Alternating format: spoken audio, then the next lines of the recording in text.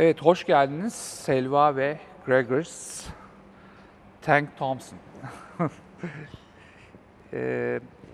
Biz bugün her zamankinden farklı bir formatta götüreceğiz söyleşimizi. Yarı İngilizce, yarı Türkçe. Belki gidişata göre biri çok, biri az olabilir ama çünkü bu ikiliden bir tanesi Türkçe aslında konuşuyorsun ama belki bu şeye katılacak kadar değil ya da İngilizceyi tercih edebilirsin. So I'll shift to English time to time for guaranteeing your contribution to the conversation. I think you are already familiar with what we are doing in this Kalebodur Mimarlarla Konuşuyor series. We are trying to talk with some of the architects, architectural critics, academicians, and trying to obtain a general image of what's happening in the field of contemporary Turkish architecture. And it will turn into a kind of a collection, a DVD collection probably.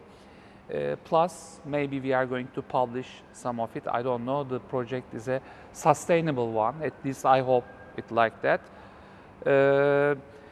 And today we are with a very unique group because of many reasons, actually. One of them was, as we were talking, you haven't built anything yet. Am I right? It's not true. I mean, I may be exaggerating, but that is a very significant point because till now we have been with Emre, Han, I mean, not Nevzat yet, but Gökhan, and we couldn't know which building to talk about because there were lots of built examples. So one of the significant features of this conversation is that. Am I right, Selva? Yani evet, 7 senelik pratiğe göre 2 tane bina var. Biriyle ev sahibi müşteriyle kavgalık olduğumuz için pek fazla bahsetmiyoruz. Bir tanesi belki proje. Belki o nedenle web'de de görmedim ben, öyle mi? Yok, evet. Ondan sonra yani konsept aşamaları var da bitmiş hali yok. Bir tane Danimarka'da şimdi bitmek üzere olan bir beton var, pavyon var. O sürekli olarak kalacak ama onu gördüm galiba. Evet. Bu Taylor Creed projesinin son ürünü olarak bir tane bir şey var. Bir de bir satış ofisi var ama sonra proje iptal olduğu için satış ofisinde bir anlamı kalmadı. Böyle evet inşa edilmiş. But are there projects on the table? For building? Yes, actually. We will have this one apartment building. This kind of a story. Ben de şimdi böyle İngilizceden Türkçe'ye geçerken çok karmakarışık olmaz umarım. Benim ailemin ev sahibi olduğu bir binada binanın tekrar yıkılıp yapılması söz konusu oldu. Onun mimarisini üstlendik. Komşular inşallah bizi işten atmazsa onu yapacağız. Evet. Maybe the other reason that makes you unique is the formation of the group. Gregers is coming from, as far as I know, Netherlands or Aarhus, Denmark. Yes. You have studied in Aarhus. Yes, I'm studying in Aarhus. Yeah, which is actually an architectural school I like very much. I've been there twice, and you have been worked in Netherlands together, as far as I know, and you have been in States for a while. Then you decided to come to Turkey together. Now you are practicing here, so you are representing many cultures, many geographies at a time, and that's called Superpool. What does Superpool means? Superpool for us is a name that tries to reflect that architecture is not one man's work, in our opinion. Basically, you need to pool a lot of resources together to integrated design, collaboration. Yeah, and we also enjoy that a lot. I mean, for us, that's the way where we get to work with the most interesting people, because on project basis, we invite the people that, let's say, can contribute and complement us the best. So it's a way of for us to get the best out of any given situation in some ways. I think that characteristics coming from outside also gives a chance, besides many difficulties, I'm sure, gives a chance to look from the outside. So it gains a kind of a critical distance to whatever happening here. How do you see the Turkish context? I mean, of course, there may be time-wise differences when you first interacted and now, but in general, as a foreign architect, let me say, you are not foreign anymore. How do they call him? Like damat or enişte? Yeah, or still yabancı. But every day on the ferry, yeah. No, but I think, obviously, actually when we arrived to Istanbul, Selva had been away for 7 years, studying and working abroad. And she had this foreigner with her coming back to Istanbul. So in some ways we had to rediscover the city together, because 7 years being away from Istanbul is a lifetime somewhere else. So of course that... But you were familiar with Istanbul. You are originally from Istanbul. Evet, ben İstanbulluyum ama yani lise çağını ve yani çocukluğunu ve lise çağını İstanbul'da geçirmiş biriyim. Hani üniversiteye de İstanbul Teknik'te başladım burada ama burada bitirmedim. Los Angeles'ta bitirdim. Biz ve bunu hep şey olarak düşünüyorum. Yani burada çocukluğunu yaşamakla gelip bir mimar olarak şehir üzerine bir şey söylemeye çalışmak birbirinden çok farklı şeyler. Yani ben de sıfırdan başladım bir yerde. Ve biz bu sıfırdan başlamayı nedense hep tuttuk. Yani 7 senedir hala sıfırdan başlıyormuş gibi hissediyoruz bazı konularda. Çünkü öyle bir merakla şehre yaklaşmak iyi geliyor. Yani sürekli bilmediğin şeyleri fark edip işte bunu da öğrenelim, şu da ne, bak hani ilk yaptığımız işlerden biriydi bu dolmuş minibüs haritası ve tamamen hani mesela meraktan ve bir kendimize ve Gregers'a şehri anlatmaya çalışma ihtiyacından doğmuştu. Ama sonra o bir böyle daha büyük ve ciddi bir projeye dönüşmüş. Dönüştü, evet. Mapping İstanbul. Evet. Arada bir bike map var. Şeyi var, haritası var falan. Haritası Bunların var. hepsi tabii İstanbul'u anlamaya yönelik şeyler. Evet. Bu Mapping İstanbul'u biraz daha detaylı konuşmak istiyorum ama before that, after mapping all different sides of Istanbul, how do you see Istanbul? Burada biz hep, what should I do it in Turkish or English? Maybe I do it in English so Gregers can also contribute to this. It's a kind of critical conversation. What we see in Istanbul is I think we are sort of tired of the cliches about Istanbul. So part of the mapping projects were also meant to tackle that. Like Istanbul, does it have a public transport system? I guess it does, because when you actually look at how many bus lines there is actually a lot of bus lines. But some of these things don't get communicated well, and some of these things actually don't get the, in some ways, the attention and if the care that they deserve. And what happens with us a lot is we end up having to have a lot of European guests. So there's a lot of outsiders, like serious outsiders, who come and ask us, so what's wrong with your city? And why does this not work? Why does that not work? So we slowly, from having to answer to them, we have, I think, learned things that are uniquely working in Istanbul and things that are uniquely, of course, not working. But we try to focus on the things that are actually in the positive direction somehow. So that's why we always talk about the dolmuş system or the minibus system or sort of these strange things that the city has invented. Could we actually talk about them? Could we actually turn them into something that is even better than the existing system? So we have this sort of strange role of both having to speak for the city, having to observe it and kind of make comments on it, and then also having to deal with a lot of the cliches of outsiders. So it's kind of strange position. I mean, and I guess the kind of the interest comes from like working. We didn't touch that, but working at OMA for 4 years, basically before starting any project, you do an intense amount of research to understand that particular location where you need to design whatever it may be. And in this case, the project was Istanbul, right? So we try to to not have any preconceptions of what Istanbul is, and really from scratch create an understanding what the city is from our point of view. And it's of course, it's not a clean picture either. It has pieces and parts, and we know a little bit here and a little bit there. But it's also, you realize that it's also a city that's very difficult to make very big statements about. You cannot. We don't claim that we know Istanbul, but we know parts of it. And we're learning it. Yes.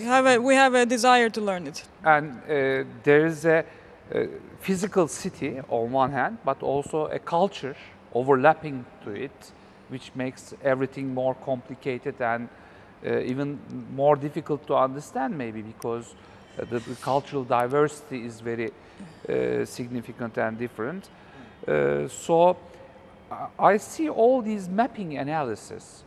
I usually use this methodology of mapping in my architectural criticism classes for many different problematic areas to build a let's say background, a contextual background, which can be later on added to all the projects and or making a basis for the projects. What do you see in terms of these cultural diversities? Can you see significant continuities between the city and the cultural diversity? Do you want to take that? Okay, I can start. I think I'm asking this in a very conscious way because this will follow with another question. Sure. Okay. Yeah. I mean, I'm a strong believer of that. The city is the embodiment of culture, so you can't really separate them. It's a thousand or million little decisions that actually make the city, and the million little decisions come from the million people, and it's sort of a reflection. So if you see a city that looks very haphazard, most likely its rules and conduct is haphazard. If you see a city very orderly, it probably has rules. People have among themselves certain rules and boundaries and whatnot. So I think there is always, for me, a direct relationship between how people are and what kind of city they build. Does that answer? Yes, but I mean, when I look at all the recent production, contemporary architecture, especially in Istanbul, I see a kind of a continuity, either artificial or not, with the international architecture, or let me say, mainstream architecture, whatever existing. Even in your projects, for example. Sure, of course. I mean, when we look at what you have done with BIG as a proposal to a housing block in Istanbul, I don't feel any cultural or contextual feedback. It seems, I mean, if you had been written underneath it, I mean, it's a collaborated project by BIG and Superpool in Amsterdam, I wouldn't be so critical about it, maybe. Sure. So how do you explain that? After mapping everything, Sure. after trying to understand the city, all these cultural diversities, how does it reflects back to architecture? That's fair or enough. Should it reflect back to architecture? No, I don't know. Yeah.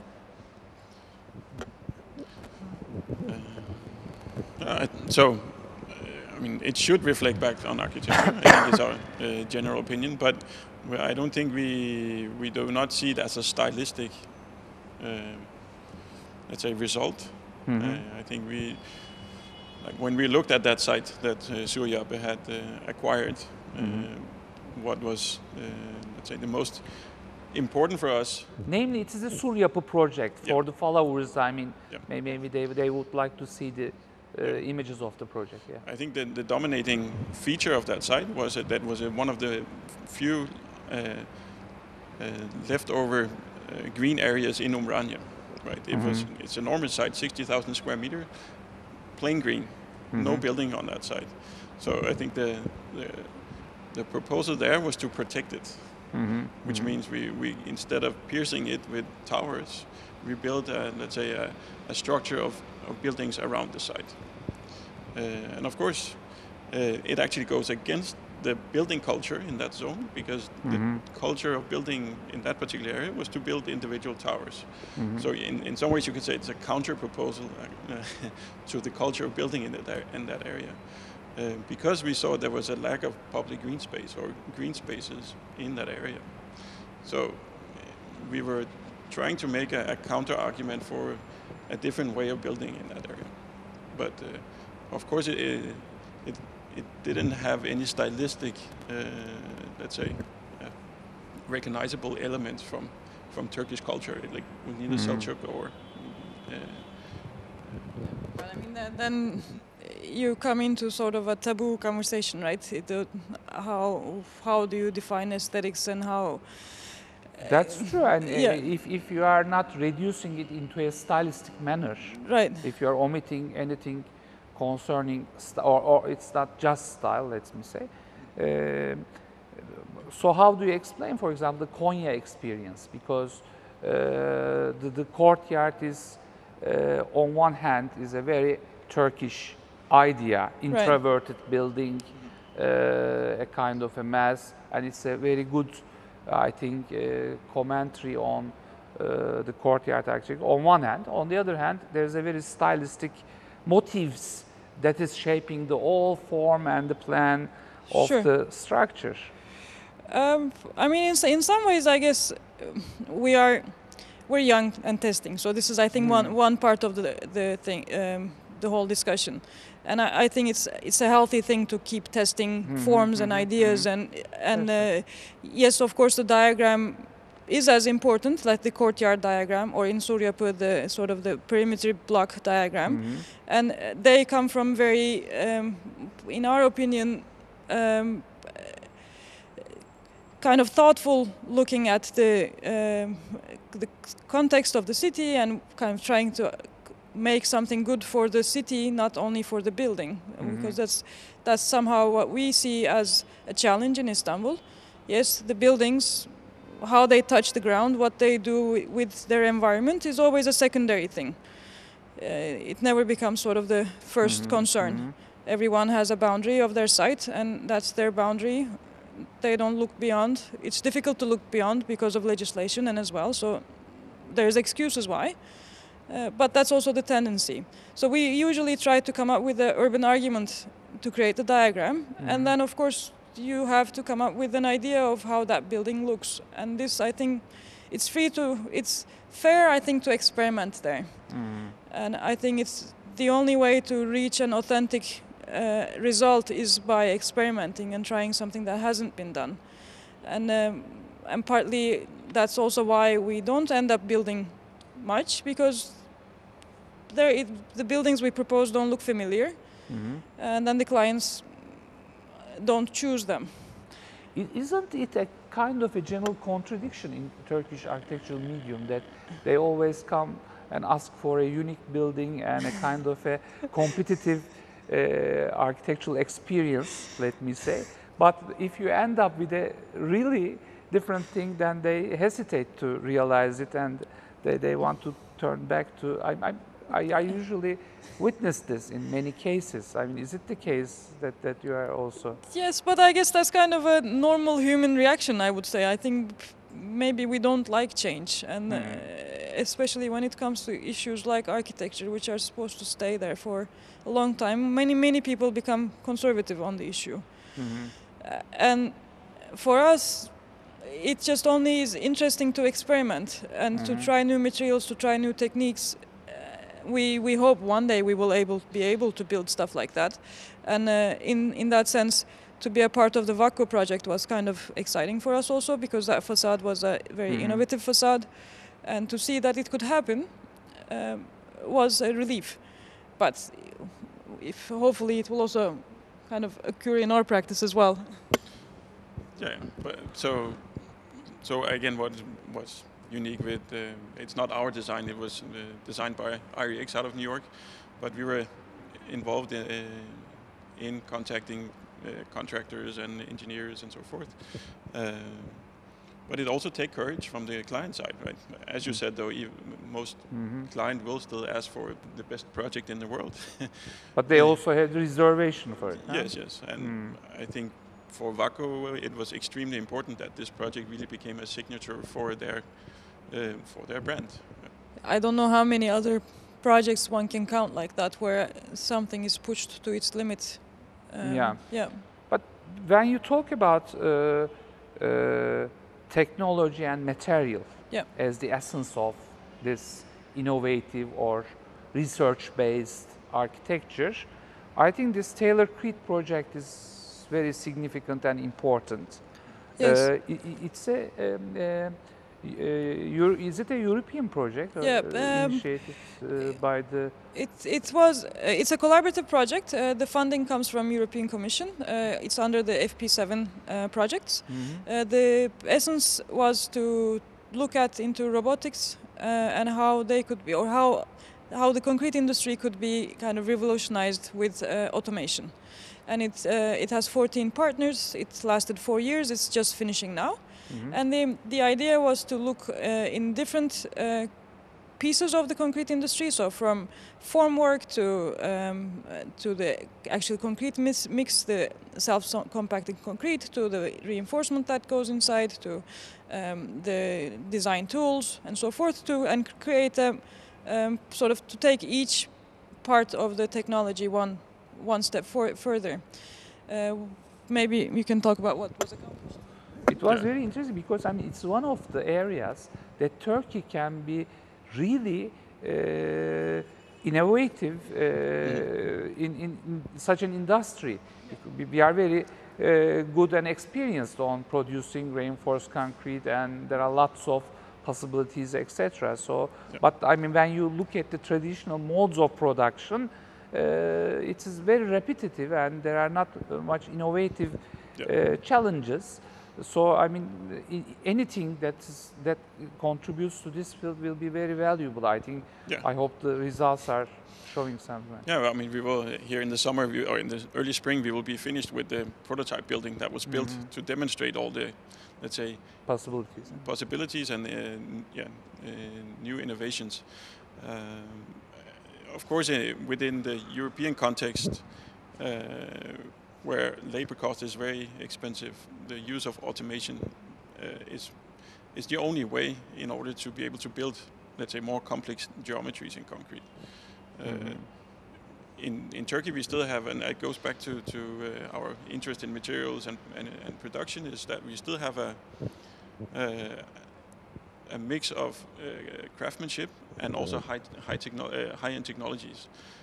Where we see in Europe, most of the manufacturing capacity is slowly disappearing, right? It's moved to Far East or even to Turkey, right?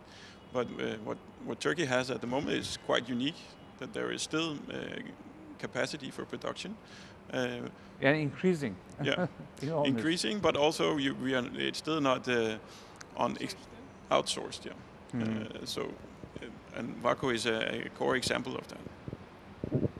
And to go back to the issue of style and kind of this innovation technology material research, this has been sort of a part of also the education at our home office, OMA, basically, that the argument for, or kind of the way to argue for aesthetics has always been somehow related to an innovation or a technique or a way of using a material in an unexpected way. So it becomes an interesting challenge to carry on in life as a designer. Like, how? Of course, culture on the other hand. Yes. Technology and innovation on one hand, but the culture that will appreciate and accept it. So sure. It's a kind of sometimes a kind of accelerating effect on, or sometimes it's a kind of obstacle or boundary. Sure, that is true. But we think that this is still worth trying, though.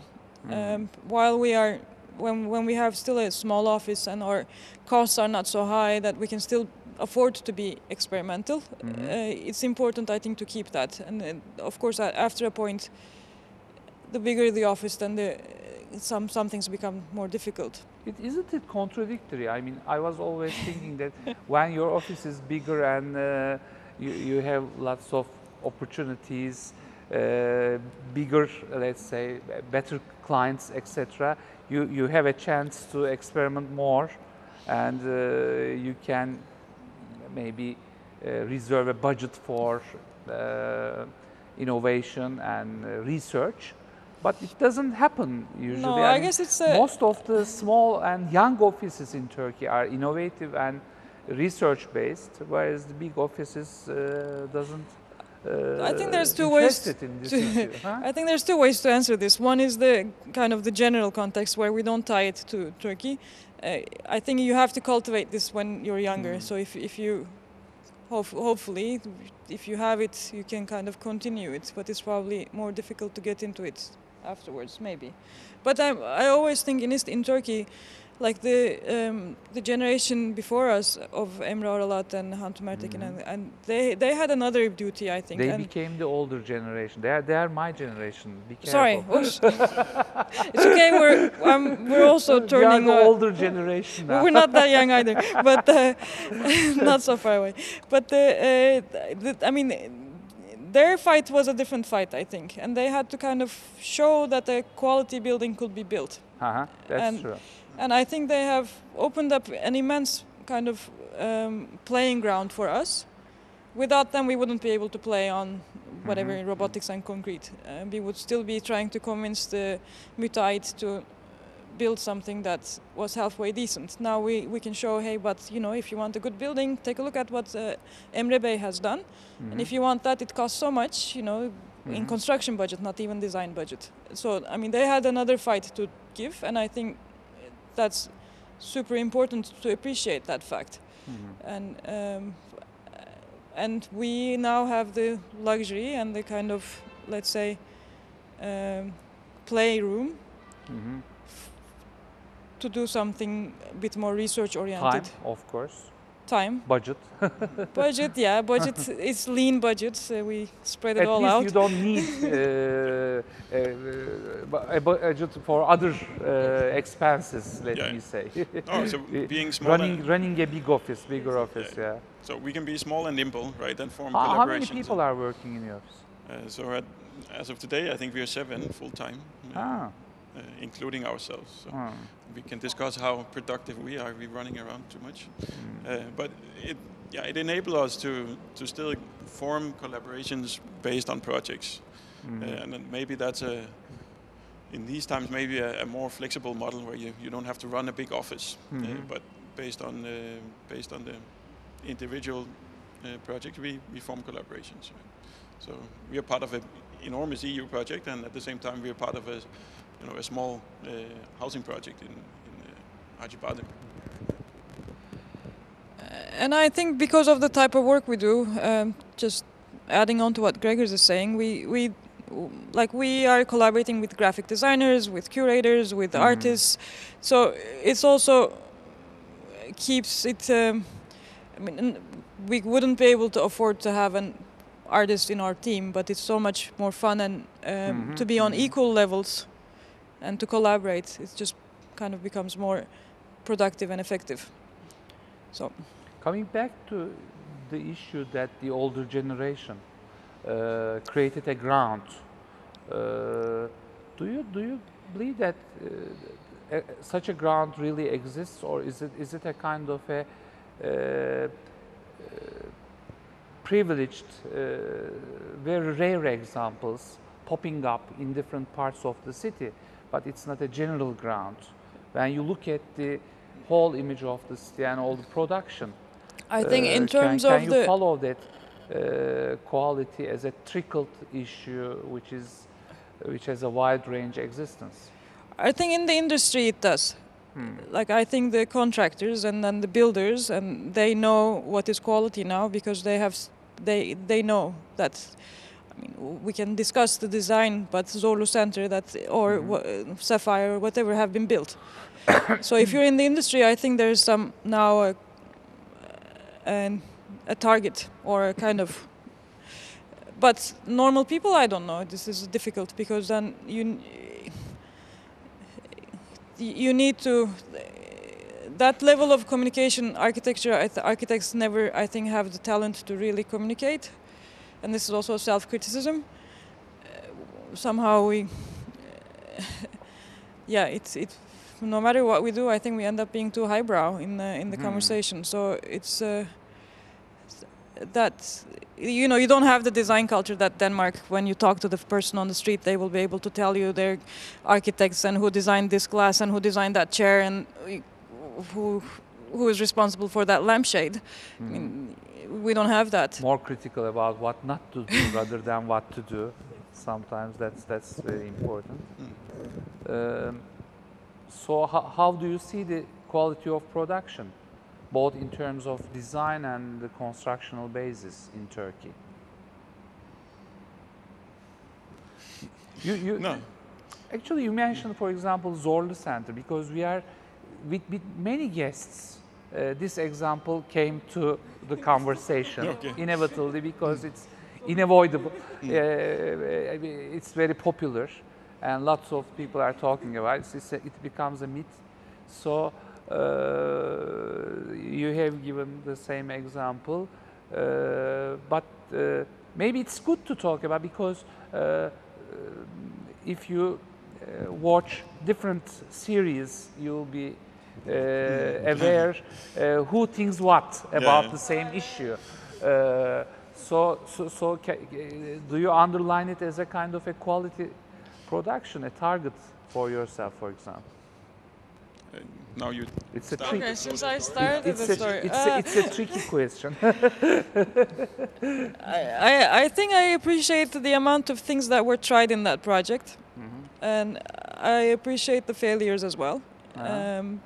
What are the failures, for example? I mean, I haven't been able to go see the building in person, though I see it every day because we most of the time also drive across the bridge, so we've watched it kind of being built. And I think that's, for me, one of the failures is that a building that I see so often, I haven't been able to go to, is a failure, even though it has a kind of metro entrance. That it had this idea of, it also has a lot to do. Problem with the city, yes, you mean, yes, huh? yeah. So it's not the part of the city. Yes, I don't know where the entrance island. is. Yeah, I don't know where the entrance is. I try to imagine which street would go there, and I'm horribly handicapped in orientation, and I can't figure out. So for me that's a failure. But I also know it tried to do it. So I appreciate that, and at that scale I know it's not easy to do it. And in terms of all the stylistic issues, I think we all have what we want to try, and it's okay to try and do things. So I wouldn't almost feel the need to criticize that, because it's. And you think Istanbul is open such scale experiments? But that obviously is not the designer's problem. Yeah, I know. Yeah, so. I mean, in that sense, we were talking today about a project in Toronto, which has 22 FAR, built by Frank Gehry, or to be built by Frank Gehry. And that the typical FAR in New York is 13. And here in Istanbul, we're at 6, 7, 8. So, not to say we should go higher and denser, but maybe our problems are not as dramatic as we think they are, maybe? I mean, definitely we have urban design challenges, but I think maybe those challenges are why the density feels wrong. Maybe the density itself is not the main issue, but this is all kind of speculation. I don't really know. Where were you? You were trying to say something else. Yeah, I think Selva was mentioning that the Zorlu Center experimenting and testing things out, So one of the things that's only recently becoming possible for the, let's say, a younger generation is to find venues to experiment, which I think is critical to let's say develop a critical understanding what today's architecture is. I have in mind, for instance, the YAP program that Istanbul Modern is doing, where you actually enable young designers to build without the pressure of that it has to have a return. So I think this is what, let's say, other places has been offering for some time. That you give a younger generation less pressure in terms of proving what is relevant for today's design culture. Let's say. So, of course, Emra has the luxury, or let's say the privilege. It's not. It's a privilege to now to experiment because he has these big commissions, and it gives not only, let's say, inspiration from the construction sector, but of course also to the young generation of designers or architects. Which buildings do you like in Istanbul in terms of contemporary architecture? Recent examples. Yeah, okay, so you we will be... the list, huh? No, the list is sort of... You don't have a list, or... No, it's very... hesitating, usual suspects in a way. We like Meydan, the Imraniye. Yeah, it's kind of a... this is where we usually send our visitors. From contemporary, it's... İMÇ is not really contemporary, of course, but that's also one of the favorites. Zeyrek, you mean? Yeah. Vakko, obviously, because we've also been a little bit involved. Salt is, of course, a good example, but I mean, these are all usual suspects. Yeah. We did go to Varyap, Meridyen, and Icon buildings with some groups as well. You know, they have... This is our normal tourist list for contemporary architecture in Istanbul, but whether they are, I mean, I think we look at them to maybe not as our favorites, but as indicators of where the city is going. I think we usually, when we have guests who ask where should we go, we kind of say you should go check these out. But of course, they should also go see Kağıthane because it's that's also a very interesting urban phenomenon. So, yeah. Tekfen buildings, you mean? No, the neighborhood or the behind, basically.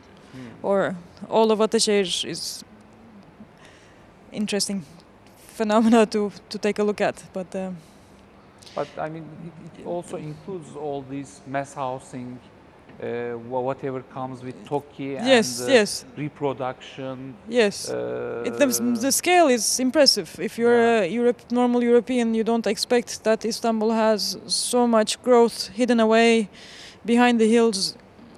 You go on Çamlıca, look back, not at the Bosphorus, but behind you. It's irreversible.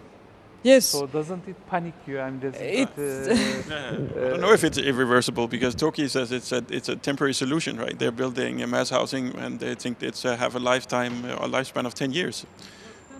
They see it as a temporary solution, right? Really, I never heard that. Yeah. 10 years. Yeah. For the Toki. Which is insane, right? If you bring a bunch of thinking. Europeans down, right? I don't know what they're gonna do with the buildings after 10 years, obviously, but. Like the notion that you have to build something that fast is, let's say, mind-blowing. I mean, so I guess it is a city that has this habit of rebuilding every 20 years. It's a strange habit. So, if you compare with your experience working, how long have you stayed? Have you worked in the Netherlands? 1.5 years in Netherlands and 2.5 years in the New York office for OMA. So 4 in total. The same. The same. Okay. So you have enough experience to compare what's happening in the international system and what's happening in Turkey. How do you compare it? There is, I think, a couple pieces. Like from the point of view of a small office, we think actually Istanbul is not a bad place because if we were to stay in New York, it would be very difficult for us to get our first commission because here you have kind of human-to-human relationships. This is kind of friends, families. Yeah, and everyone is self-made, so they expect you to also succeed if you work, right? So that's whereas in New York you would never be able to convince anyone without a portfolio of 20 buildings that you can build. And it will be a very competitive market as well. So I mean, but of course, if we were in Denmark as a small office, we would probably have been invited to some public competitions, and it would be probably possible for us to get a lot of support and so forth. But we didn't choose to do that. That's another thing. But in terms of the general kind of city and how cities change and so forth, I guess there's a lot of similarities across the world. In some ways. But you don't observe in this scale and as much rapid as we witness in Istanbul a transformation in any other city. Yeah, it's a huge construction activity going, and there is a transformation. Today I was talking with a friend of mine who is in Istanbul, and she was saying that, I mean, every morning we are waking up with a new silhouette. I was just saying it to also Ihsan, and I'm afraid not to know what I'm going to see tomorrow morning as Istanbul silhouette. That's the reality. I think it's a little bit exaggerated, but because that transformation thing is becoming more and more accelerated each day, and you are taking part of it.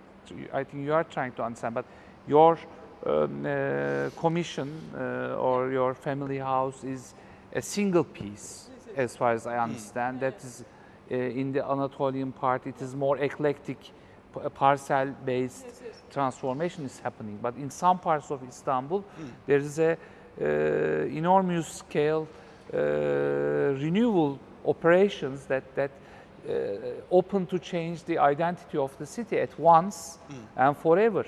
Yeah, I mean, we won't disagree. You're obviously right, but I think it is also, you have to look at what is the normality, right? I think we have ended up in a lot of discussions where we don't look at Istanbul from a European point of view, but Istanbul in connection with Mumbai, Sao Paulo, Beijing, all the other mega cities. And there, when you look at Istanbul in that collection of cities, Istanbul is rather, modest. Things are not changing that fast. So it very much depends on from where you are looking at Istanbul. But you're definitely right from a, let's say, Western or particularly European point of view. Istanbul is going crazy. But looking at Sao Paulo and Istanbul is more or less under control. But there is also an introverted transformation in Istanbul. It's not only a progress and linear development towards the outskirts of the city, but the center and the historic center and even the, let's say, very significant areas are rapidly changing, especially Üsküdar, for example, is an example of that. I don't know, I mean, we may not be happy, of course, the existing fabric tissue and the building quality on the otherwise, but the other impact of that transformation is not only physical. The ownership patterns change, as far as I understand. What happened in Sulukule, for example, I think at these hours or sometime they will be discussing in one of the TV channels this Sulukule issue, and whatever the physical output product is, independent from that, there is a social interruption and a kind of a inevitable conflict that suddenly pops up, appears. Sure. So it's maybe that is one thing that makes more dramatic in terms of Islam. I don't know, of course, what happens in Beijing, because that's more, as far as I know, a kind of a renewal process, development process, more engineering-minded operation, whereas here we are changing the identity of the city. We have a new show at Studio X now. I was also coming to Studio X. Yes. Before, can you briefly explain what Studio X is? Studio X is actually a space initiated by Columbia University in Istanbul. They have done similarly in sort of big cities around the world. There's 6 of them. So Beijing, Istanbul is one of them. Istanbul, one of them. So Rio, Mumbai, Tokyo. So this is kind of the pool of cities, and Istanbul was the recent addition. It's opened in November, and the mandate is to think about cities, their future, kind of help develop a local conversation around this issue, and so on. So that's how we started. And right now we have an exhibition, actually, just kind of touches on what we have been talking about, called Cemetery of Architects. Yeah, I've seen some of the images yes, of it. Yeah. It was a collaboration. It was an artist work. We had been collecting these nameplates on buildings. Are they real nameplates? Yes, real nameplates. I ask myself whether they are real or not.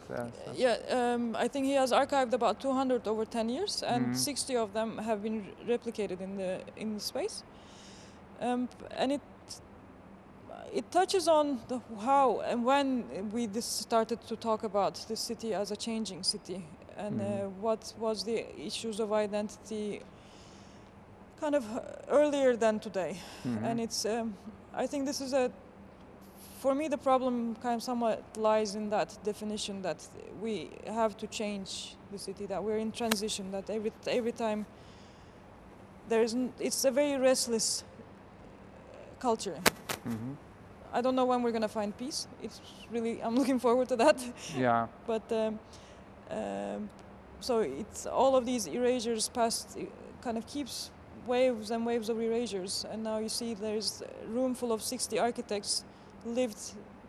Maybe some of them, their children are still alive. We have no clue. I'm an architect. I was partially educated here. I don't know maybe 3 names out of there, and the rest of them I don't know.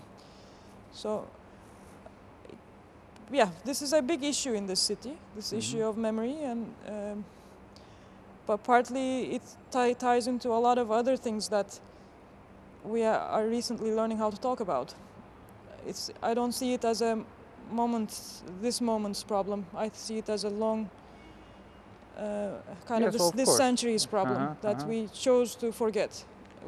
As an ideology, we choose to forget. That population pressure it makes it inevitable that cities overloaded, and then But also it emptied. Yeah. So one argument of that exhibition is that actually the city was shaped by the people who had to leave, as much as the people who came. So you see kind of people nameplates from 6 or 7 different languages. You see Greek, Armenian, obviously. Then you see Italians. You see French, German, in old Ottoman Turkish, and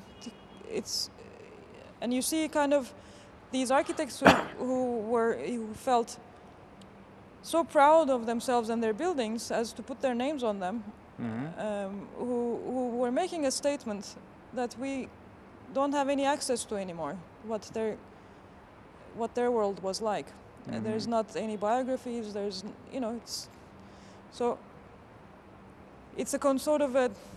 it's a bigger, deeper issue.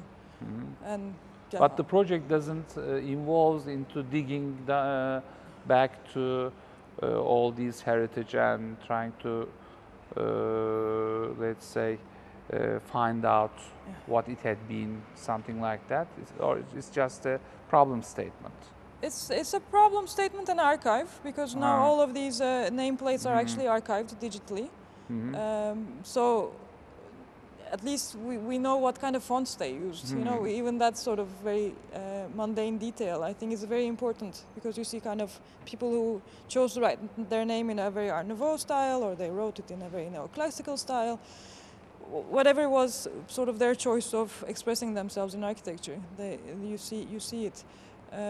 But there is also very limited information, and to be explored further within that archive. It doesn't. Yeah, it's a very, very difficult research field. Yeah.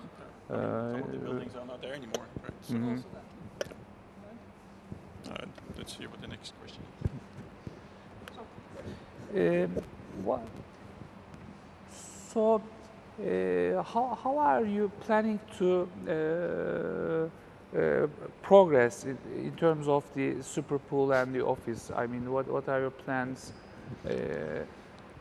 I know you are very comfortable with not building. We don't plan to build. Huh? Yeah. You want to build? Yeah, no, it's a good moment to ask, you know, I mean, because within our office or within Superpool, we had initiated lecture series whenever people, friends or friends of friends came through Istanbul. We had these, what we call character talks.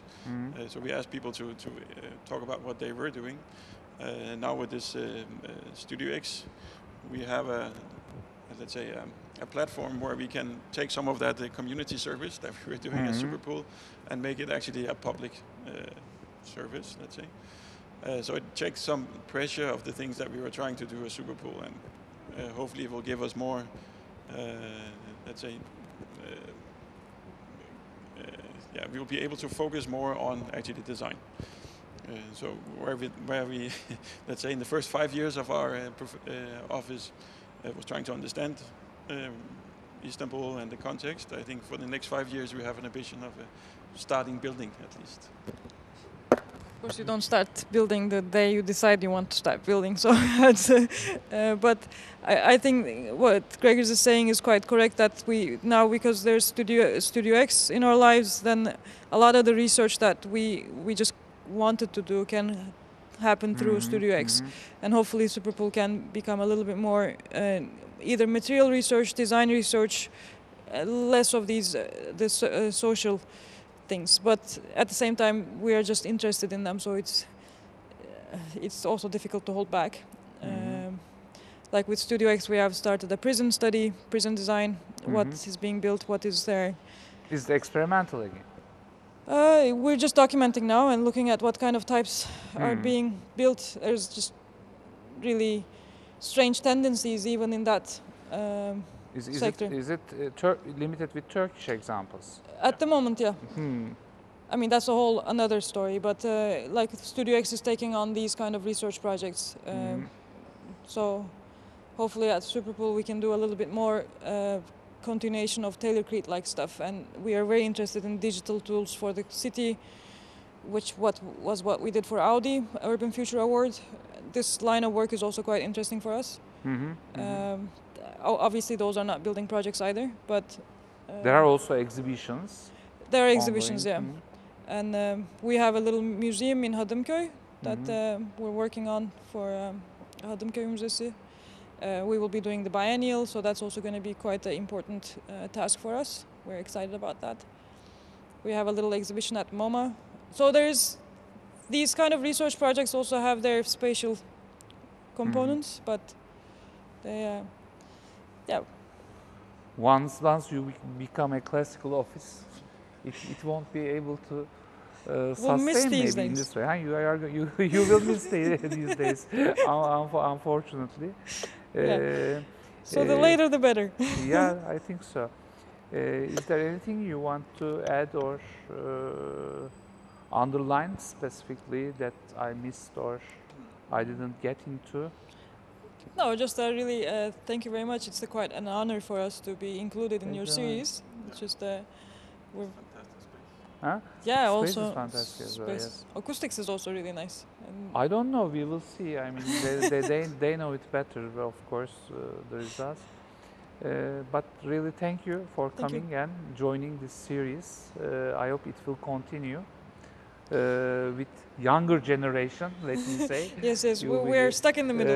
Yeah, you are the starting point in this sense. But we're the middle generation now. Yeah. Thanks for being us. Thank you so much.